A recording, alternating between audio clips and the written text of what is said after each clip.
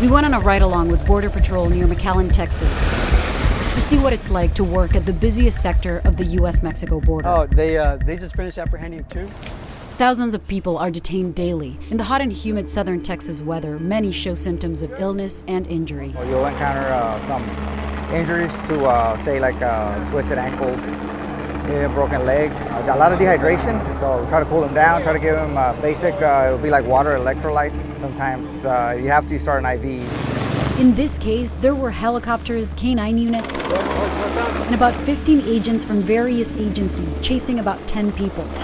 They captured 3. But not everyone is running and fleeing capture. Asylum seekers want to get caught, but they've often been traveling through rough conditions in Mexico for weeks, if not months. So how many people are being taken to the hospital on average every day? So for this sector, Rio Grande Valley sector is averaging a little over 30.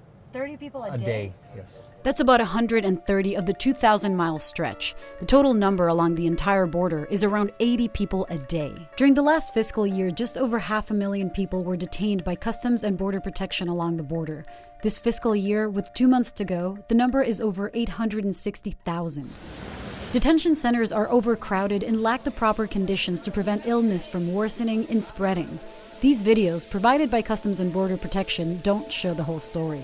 But multiple reports from attorneys, doctors, watchdog groups, members of Congress, and government inspectors who've entered detention facilities have found conditions that are unsanitary and unsafe. Since last year, at least 7 migrant children have died in the custody of immigration authorities. Before last year, it hadn't happened in a decade. Asylum seekers we met at a Brownsville shelter told us about their time in detention. Muy helado, pero súper helado. Y ahí sí nos dieron una colchoneta y un aluminio para envolvernos. This mother of 2 left El Salvador with her children and her husband. She was detained for a few days. The husband is still in detention. She says that back home she would have to pay at least half of any money they made to extortionists. They couldn't afford food and were constantly under threat. After her husband's 3rd kidnapping, they left. And then once they're here... Marianela Ramirez Watson receives families like this one and unaccompanied children who are seeking asylum once they've gone through detention and have been released into the U.S.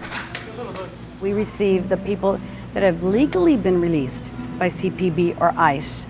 That's real important because a lot of people keep saying, they're illegals, they shouldn't be here. But they have the paperwork to legally travel anywhere here in the United States. Cuando veníamos, el niño perdió los zapatos. Ahorita le dieron unos zapatos a ellos. Yo tenía 6 días sin bañarme. Hasta ahorita nos hemos bañado. Los niños igual. Nos dieron ropa. From here, they're off to LA to wait for their asylum hearing with her siblings who live there. They're some of the very few who are still released within the U.S. at that Brownsville crossing. Tens of thousands of people along the border, many families with children, are being sent back to wait in Mexico.